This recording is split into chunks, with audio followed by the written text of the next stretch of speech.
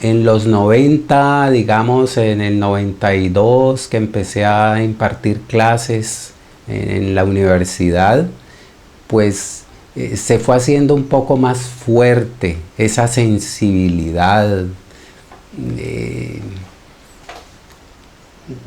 al advertir cómo la autoedición recorría la universidad, las universidades, los congresos, y bueno, allí surgió la idea de hacer mi primera autoedición en 1994, un libro, Ser persona en el mundo de hoy. Justamente la universidad lo tenía ahí en remojo casi un año y medio y nunca se pudo concretar esa publicación a pesar de que había sido aceptado. Y sí, bueno, y allí empezó Editorial Ley. Se empezó a denominar, digamos, la empresa a través de la cual se hacían estas autoediciones, y allí empezaron a llegar profesores, colegas, empezaban a llegar inclusive personas desconocidas que poco a poco, y alcanzamos a hacer con Editorial Ley unos 32 libros. Eso fue durante toda la década de los 90. Bueno, así se fue decantando, y bueno, después ya digamos en 2010, en 2008, la Editorial Ley dio paso a lo que se denominaba la editorial de la Red Colombiana de Pedagogía, con algunos colegas pues que asesorábamos al Ministerio de Educación.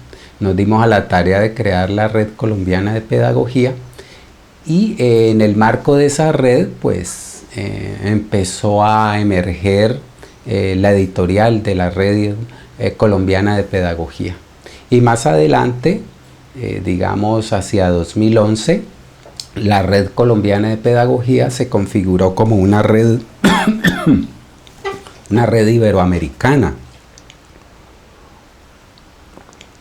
Y allí cambia de nombre la editorial y se convierte en la Editorial Redipe, del sello Red Iberoamericana de Pedagogía. Esencialmente Redipe se mueve en tres escenarios. Un escenario es el editorial, otro escenario es el investigativo, y un tercer escenario es el pedagógico. En este último escenario pedagógico desarrollamos lo que son congresos a nivel iberoamericano,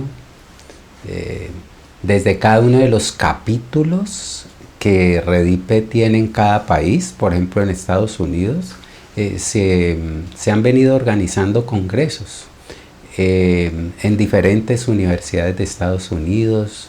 Igual sucede con el capítulo en México, igual sucede con los capítulos que hay. Inclusive tenemos un presidente de Redipe en Europa, que es Agustín de la Herrán Gascón, un académico importante de la Universidad Autónoma de Madrid, con quien se agencian estos escenarios pedagógicos en Europa. Pero también, pues además de los congresos, están lo que son los cursos, y somos un centro de investigación que también podemos proponer maestrías, doctorados. Todo lo que sucede en este escenario pedagógico tributa al escenario editorial de Redipe, porque de cada curso, de cada taller, de cada congreso, de cada seminario, pues derivan producciones, ¿no? Producciones en forma de libro, o artículos, o capítulos de libro. Entonces en el componente editorial tenemos lo que es el sello editorial Redipe para publicar libros, pero también para publicar capítulos de libro. Por eso contamos con colecciones temáticas en diversos, ya muchas colecciones se han agotado. Tenemos algunas series, por ejemplo la de educación, arte y cultura, que es otro, digamos, de los macroproyectos. A ver, eso tiene que ver con el otro escenario que tiene Redipe. Te comentaba que primero está el escenario, o bueno, te comenté primero que está el escenario pedagógico, donde se desarrollan eventos académicos, donde se otorgan reconocimientos a, digamos, a autores que a veces constituyen, muchos de ellos, autoridades en Iberoamérica, en sus respectivas áreas culturales. Pero también está el tema de los macroproyectos, está el escenario investigativo, del cual no te había comentado. En ese escenario investigativo trabajamos en macroproyectos temáticos iberoamericanos de investigación. Entonces tenemos el macroproyecto de educación matemática, el macroproyecto de competencias digitales, el macroproyecto de pedagogía comprensivo edificadora, el macroproyecto de pedagogías emergentes, el macroproyecto de pedagogía de la liberación, entre otras. Redipe esencialmente es un complejo iberoamericano de docentes, instituciones y agentes que interactúan pues en favor, digamos, de la producción cultural en los diferentes ámbitos culturales, ¿no? No solamente en la educación y la pedagogía, ya vimos que hay otros componentes, digamos, temáticos allí. Y bueno, en ese sentido la Red Iberoamericana Pedagogía ofrece esos escenarios internacionales para que los miembros puedan allí publicar, puedan leer los textos. Por eso no tienen ningún costo los libros de Redipe, porque todos se suben a la página de Redipe, al catálogo de libros, y ahí está. Eso justamente es lo que nos tiene muy satisfechos, ¿no? En el sentido de que podemos generar estos escenarios para que los textos se puedan visibilizar. Y estas mismas redes, hay redes académicas que hacen parte de Redipe, y estas mismas redes se encargan también de estar difundiendo los libros con las diferentes instituciones. Entonces esa es una labor pues muy entrañable para, pues al menos para mí.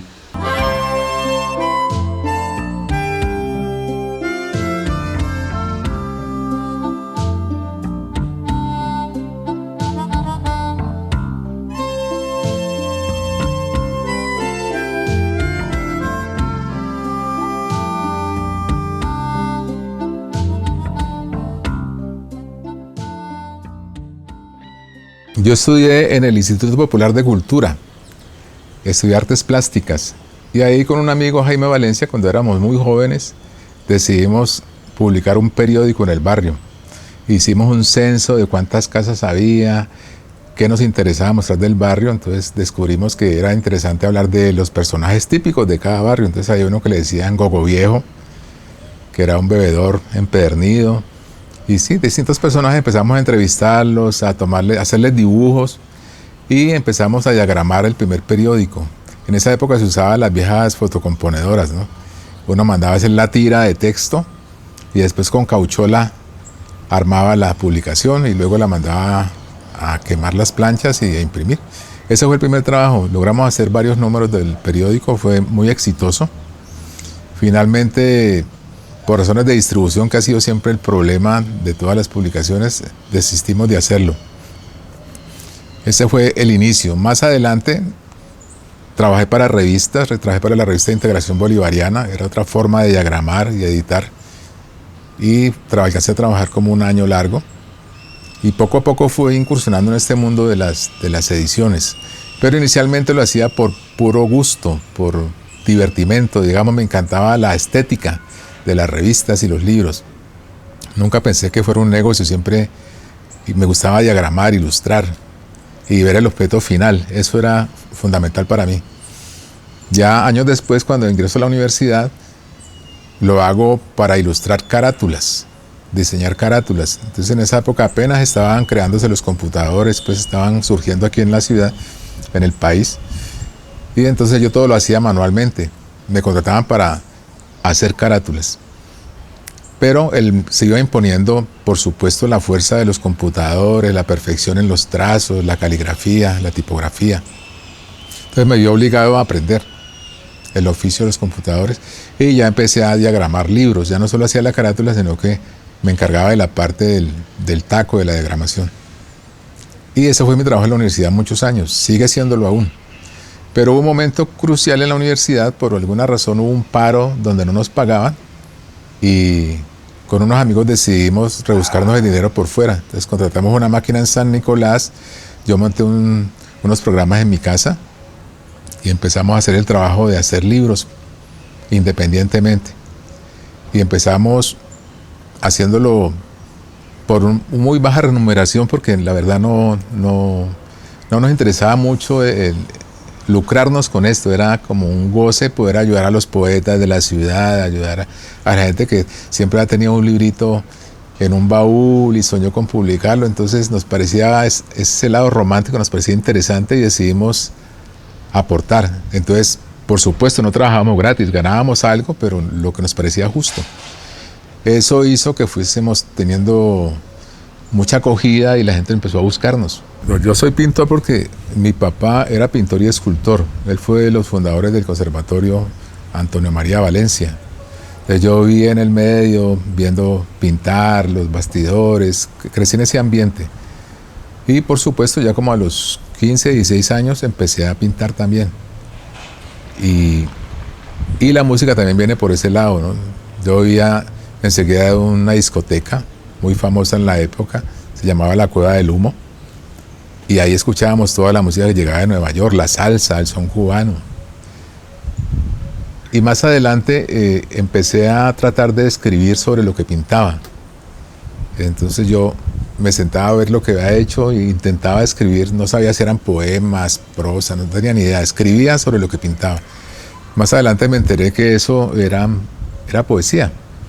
Me lo hicieron saber amigos que andaban en ese medio y me decían, no, esos son poemas, ¿por qué no los publicás? Bueno, más adelante todo eso se cumpliría, pero digamos que el inicio es ese, estar inmerso en ese ambiente de la música, la pintura, ¿sí?, la literatura, y más adelante todo eso me serviría, por supuesto, para el trabajo de editor. Deriva empezó siendo una revista, pero después devino en una marca editorial. Entonces, como teníamos tan buena acogida, inicialmente no teníamos marca. Yo hacía libros y no tenía una marca definida. Entonces, a raíz de Deriva decidimos que esa era la marca, Deriva Ediciones. Luego hubo un lío con la marca porque mi socio, con el que trabajaba en ese momento, él figuraba como la cabeza de la editorial legalmente. Entonces, como ya no hacíamos 2 ni 3 libros, sino muchos más, entonces ya no pertenecíamos al régimen simplificado, sino que ya tocaba tributar. Entonces dijo, no, yo no quiero líos con pagos de impuestos. Entonces esa fue la razón por la que Deriva en ese momento se suspendió como oficialmente. Seguimos sacando libros con esa marca, pero realmente lo que hacemos ahora es que cada autor saca su ISBN como autor-editor. Eso nos libera a nosotros de la responsabilidad, pues, de tributar. El pago del ISBN forma parte de ese pago y nosotros le ponemos nuestra marca, que es una marca acreditada. Pero no solo publicamos literatura, terminamos publicando libros de historia, hicimos de otros, incluso alguna vez diagramamos un libro enorme sobre el laboratorio clínico.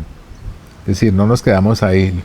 O sea, de preferencia me gusta la literatura, pero si hay la opción de publicar otros géneros, lo hacemos. Normalmente los autores me entregan los manuscritos, ¿sí? Algunos autores permiten que uno lea y sugiera y opine, otros no, ¿sí? Cuando me lo permiten, yo doy sugerencias sobre correcciones del texto y finalmente hago una propuesta de diagramación de diseño y la comparto con el autor. El autor me dice, no me gusta, quiero que la letra sea otra, me gustaría que la carátula tuviera otro color. Y en común acuerdo llegamos a armar el machote final para ya tomar la decisión de imprimir. Bueno, yo he hecho intentos de conectar a la gente con distribuidores. Por ejemplo, lo hemos hecho con la librería internacional que funciona ahí en la biblioteca departamental, ¿sí? Algunos amigos que se encargan de vender libros, entonces uno dice, porque comunícate con fulano de tal que te puede ayudar a la distribución, pero digamos que no hay una agencia formal, pues identificada, que uno diga la empresa X te distribuye los libros, porque aquí no lo hay. No solamente deriva, yo creo que la mayoría de editoriales aquí que trabajamos independientemente tienen un sistema de distribución, digamos que voz a voz, entre amigos, se circulan los textos. Otro asunto de la distribución tiene que ver con que la mayoría de gente que distribuye cobra una comisión sobre las ventas. A nosotros nunca nos ha interesado cobrar comisión por nada. Si hacemos el libro, ayudamos a conectar, digamos, la gente del medio, decir, fulano de tal público, este libro te lo recomiendo, entonces hacemos un voz a voz, sí, pero no estamos interesados en cobrar un rubro por la distribución. Yo recuerdo haber publicado Harald Alvarado Tenorio, Rogerio Tenorio, Guillermo Bustamante Zamudio, Harold Kremer, Felipe Becerra, Horacio Benavides, Humberto Jarrín, este escritor caleño famoso por su novela Acelere, Alberto Esquivel, José Ignacio Izquierdo. Digamos que la gran mayoría de escritores del Valle han pasado por Deriva. Hoy en día yo prefiero el libro en papel, el objeto que uno pueda tocar o leer, llevárselo donde quiera, pero es cierto que la tecnología está arrasando con todo. Digamos, yo hacía, en algún momento en época de pandemia, llegué a hacer 5 libros en el año. Hay años donde ya he hecho 2, 1, porque ya todo el mundo me pide el libro virtual. También los hago.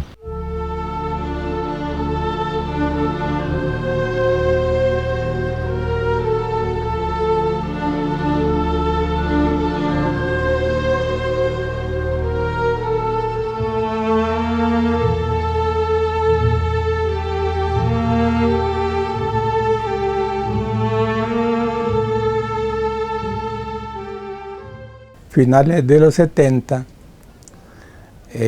inicié un negocio con una amiga de importación de libros, entre ellos de Mariátegui, y tuvo éxito.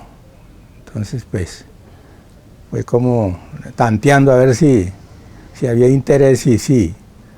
Y entonces importábamos libros de Mariátegui y a mí me tocaba viajar por todo el país ofreciéndolos, y tenían buena recepción. Bueno, esos eran libros originales de la editorial La Mauta, de los hijos de Mariátegui. Ellos me lo vendían, me llegaba por barco, y pues fue como, digamos,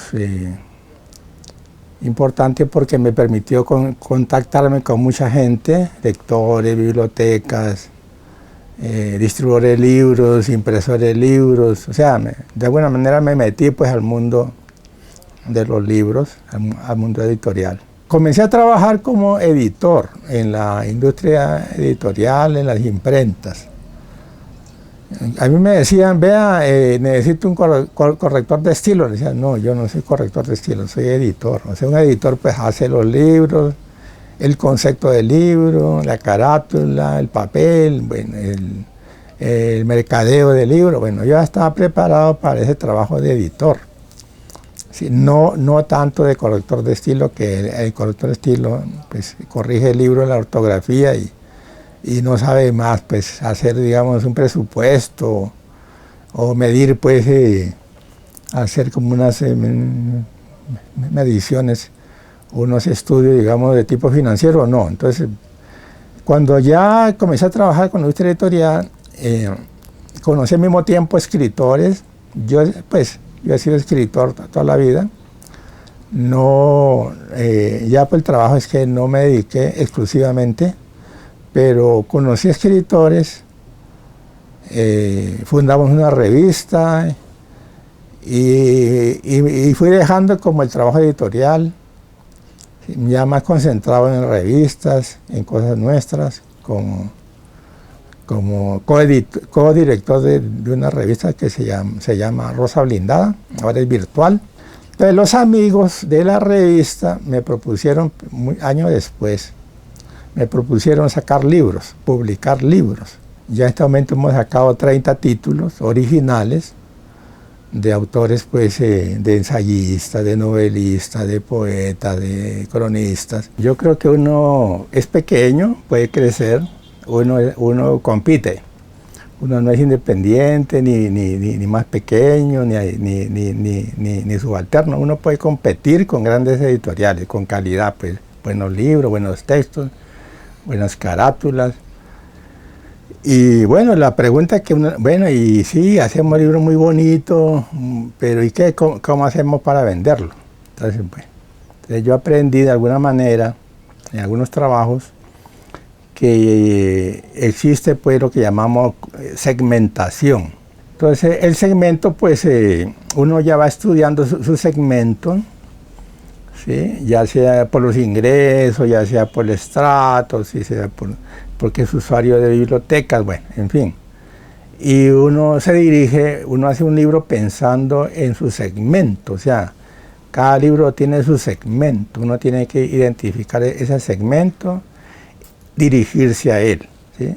Es una manera, digamos, de trabajar, de hacer mercadeo, de hacer promoción, de vender los libros. Si uno es escritor y al mismo tiempo uno sabe, yo no digo que soy investigador, si uno sabe qué es investigar, conoce los métodos de investigación, cualitativos, estadísticos, uno puede hacer edición de trabajos de investigación, tesis, monografías, ensayos, de artículos, uno puede hacer ese trabajo, que yo lo vengo haciendo hace muchos años. Entonces incluso saqué un libro que se llama Metodología para la Tristeza, donde cuento, pues, algunas estrategias de investigación, sobre todo en el caso de estudiantes que se asustan con un trabajo de investigación, se asustan, no creen que eso es imposible, que es difícil.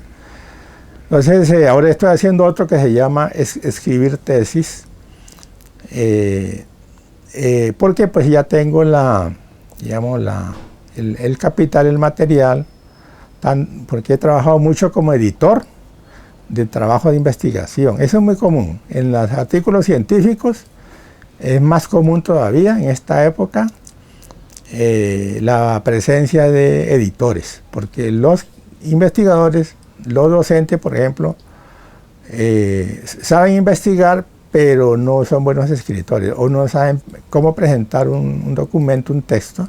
En los libros, el curador es un personaje importante, pero el concepto poco se maneja. A mí me toca distinguir, decirle cuando trabajo con editoriales, decirle: vea, usted es curador, usted es corrector de estilo, usted es editor. Me toca, porque ya uno más o menos distingue esas funciones.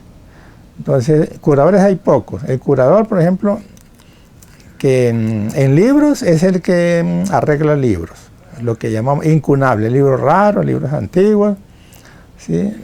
A veces él tiene otra persona que hace la reparación del libro, lo pone pues como nuevo. O ahora también el clon, el que clona libros, digamos raros que no se consiguen, entonces hacen libros idénticos, igualitos. Eso lo hace el curador, pues, que tiene idea de papeles, de cartulinas, ¿sí? Conoce bastante, pues, los temas, los autores. El curador prácticamente es un erudito. Ya sería que más adelante las universidades abran programas, porque la verdad es que no hay en Colombia ni una universidad que ofrezca el programa de editor. No hay ni una, pues. Un programa que sea editor, ¿sí? Hay unos cursos, digamos, no obligatorios, que le llaman escritura, ¿qué? ¿Cómo es que le llaman? Escritura, algo así como vocacional, ¿no? Como talleres, ¿sí? Pero yo sé que no hay en ninguna universidad colombiana un programa universitario a nivel de pregrado, maestría, doctorado, de editor, para la formación de editores, y menos pues para la formación de curadores.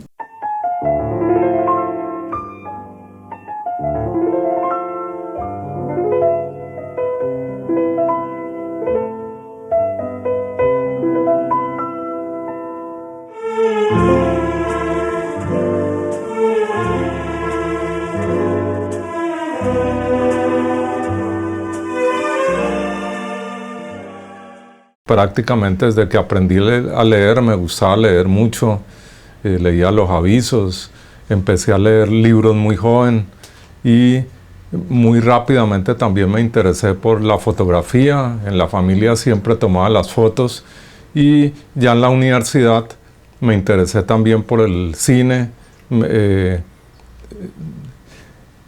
Estudié por mi cuenta fotografía con unos muy buenos libros. Y siempre mi mundo giraba en buena medida en torno a la lectura y en torno al cine y a la fotografía. Estudié economía en un punto, pensé mientras estaba estudiando que iba a terminar trabajando en investigación, no logré ubicarme en ese espacio y terminé trabajando en un ámbito que no era totalmente de mi agrado, que es las empresas. Un tiempo trabajé en empresas como economista, pero en un punto sentí que no me sentía totalmente a gusto. Busqué un amigo que tenía una impresora para que me diera trabajo como vendedor. Lo ensayé, no me pareció agradable simplemente vender, cotizar y tomar pedidos y todo eso me parecía aburridor. En un punto vi que en Cali había poca gente que conocía el tema editorial y empecé a formarme y empecé a hacer proyectos editoriales. En un punto ya empecé a estructurar libros por mi cuenta o asesorar gente que quería hacer libros o hacer revistas, y mi lema es que siempre uno sabe poquito y que siempre hay que estar estudiando, y eso es lo que he hecho. Ya llevo en este proceso como unos 20 años y siento que hay muchísimas cosas por aprender. Es un universo enorme que involucra lo visual, que involucra la imagen, a los mismos textos como grafismos, el ámbito de la literatura, el ámbito de la argumentación. Yo miro esa función del editor como alguien que se encarga de todo el proceso, de escoger, digamos, libros que considera que son buenos, que van a tener buena difusión, si es en una edición comercial que van a tener buena salida, buena venta, si es una institución pues que van a ser utilizados, donde el objetivo no es obtener ganancias, y en ese sentido yo, más que un editor, si está definido como lo he mencionado antes, considero que soy un asesor editorial. Generalmente arranco hablando con la gente, preguntándole qué es lo que quiere, y en algunos casos hasta diciéndole sinceramente que considero que no vale la pena que edite una obra, explicándole por qué razones, o que la reestructure.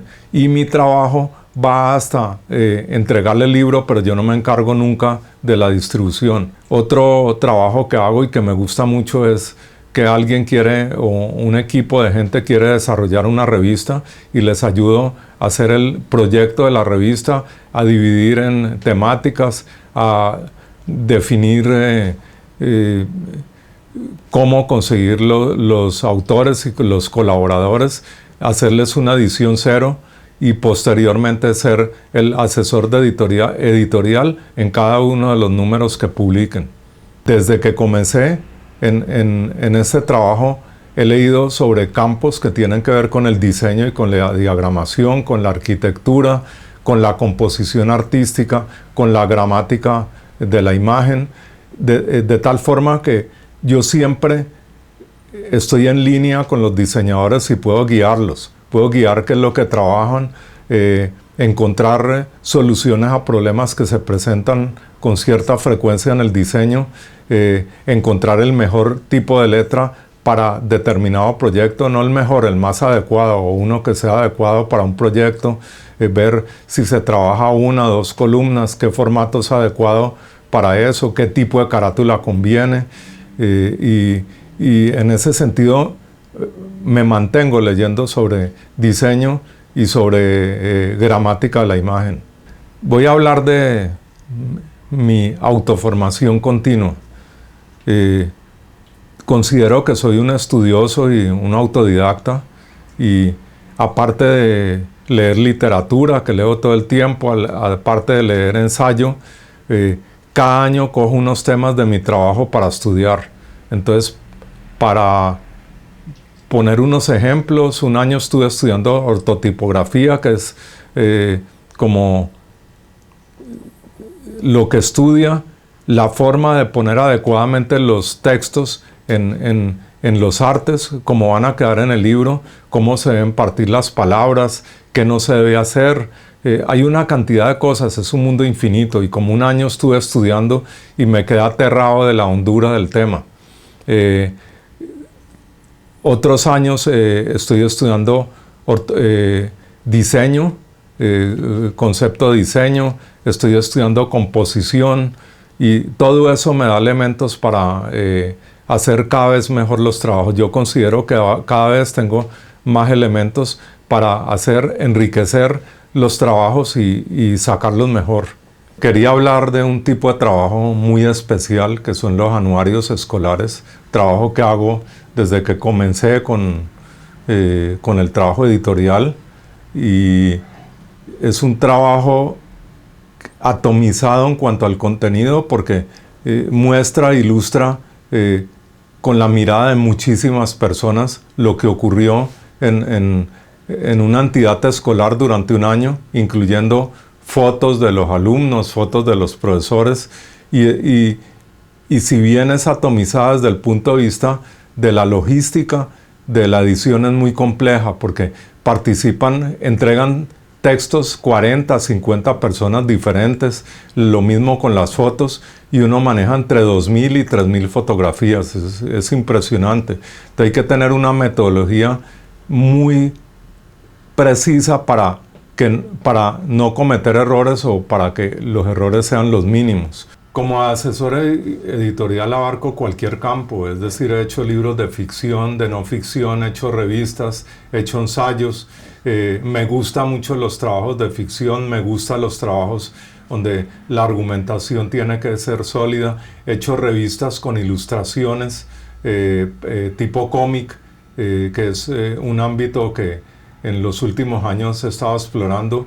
He hecho libros de cocina, he hecho libros de abogacía, he hecho libros de arquitectura, de todos los campos.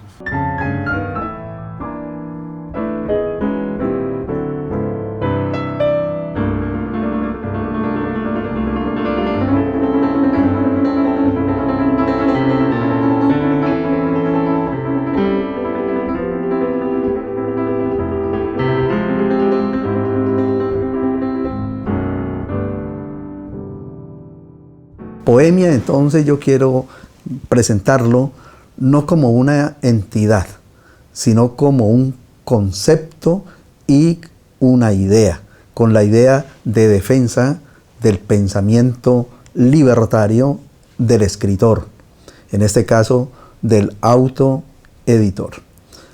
Y decimos que Poemia, como región, es también su casa. ¿Y esa casa qué significa?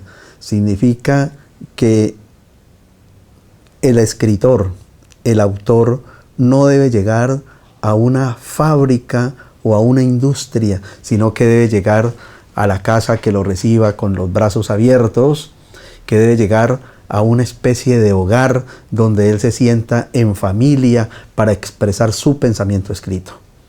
Su casa editorial. Y claro, los servicios editoriales y el desarrollo de la edición tiene que generarse.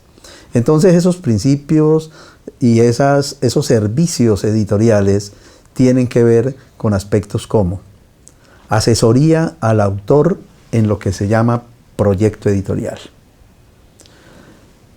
Trabajo de redacción, es decir, de revisión del trabajo en sintaxis, semántica, estilo y ortografía. Pero además diseño, porque detrás de un escritor tienen que haber artistas, personas que presenten el libro como un objeto artístico que pueda presentarse en cualquier lugar del mundo. Yo soy escritor, he publicado durante estos años desde 1980 hasta la actualidad. Llevo publicando permanentemente mis obras y están en la web, están en internet y están en papel. Pero eso sería egoísta que yo lo hiciera solamente. Yo he querido y he necesitado extender esta experiencia editorial a mis compañeros, profesores universitarios, y dentro del proyecto de Colombia sí tiene quien le escriba, hemos presentado las llamadas mesas de redacción en las universidades colombianas. Hasta ahora, en 48 universidades de Colombia, he trabajado asesorando docentes, actualizando docentes, con el fin de que publiquen su pensamiento, de que publiquen sus descubrimientos, que publiquen sus inventos. Es decir, que se acrediten y que puedan cumplir el hecho de que maestro que escribe supervive, no sobrevive, sino que supervive. Y esa supervivencia es lo que le permite a él permanecer en el campo científico, en el campo académico. Hay que decir que inevitablemente hay que publicar. Publicar en papel y publicar en la web. Hay gente que tiene que yo publico en la web o que publico en papel. No, hay que publicar bajo todos los medios posibles. Y sobre todo el medio de papel que hoy es predominante en la relación de la circulación del libro. Y en la web. Pero en la web significa algo muy importante, y es que en la web estamos promoviendo la idea de dejar huella digital. Y cuando digo dejar huella digital, estoy diciendo que cuando tu maestro, tu intelectual, tu poeta, tu cronista, tu ensayista, seas buscado en internet, ahí seas encontrado. Eso es lo que se denomina huella digital. La impresión digital, tecnología liberada hacia los años 90 y que nos llega a nosotros hacia el año 97, 98, nos permite unos cambios extraordinarios, nos permite un nuevo panorama de lo que es la publicación de libros. Antes de 1997 publicábamos por homologación, es decir, por impresión. Hoy homologamos por impresión digital. Hoy nuestros ordenadores electrónicos permiten que la información pase directamente al papel y que no pase en cantidades innecesarias, sino que pase exactamente en las cantidades necesarias. Es lo que llamamos producción por demanda. Hoy la posibilidad de publicación por demanda está en una fórmula que hemos impulsado desde el año 98 en la Feria Internacional del Libro, donde presentamos la idea de autor, publique 100 copias de su obra, recupere la inversión y luego siga publicando en la medida de las necesidades por demanda.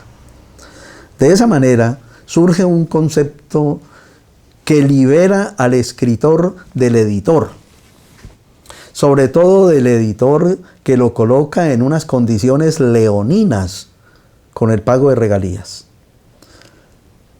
Y permite el surgimiento de un concepto que hemos defendido también, que es el concepto de autoeditor. El autoeditor es el autor que por su propia cuenta, que por su propio riesgo, inicia el proceso de publicación bajo la asesoría de un editor autogestionario y para la circulación de obras por demanda. Entonces ese concepto de autoeditor nos lleva a rescatar otro concepto muy importante, y es el concepto de autogestión editorial. Y cuando digo autogestión editorial, estamos pensando en un futuro extraordinario. Es decir, estamos pensando en el futuro de la humanidad, la autogestión.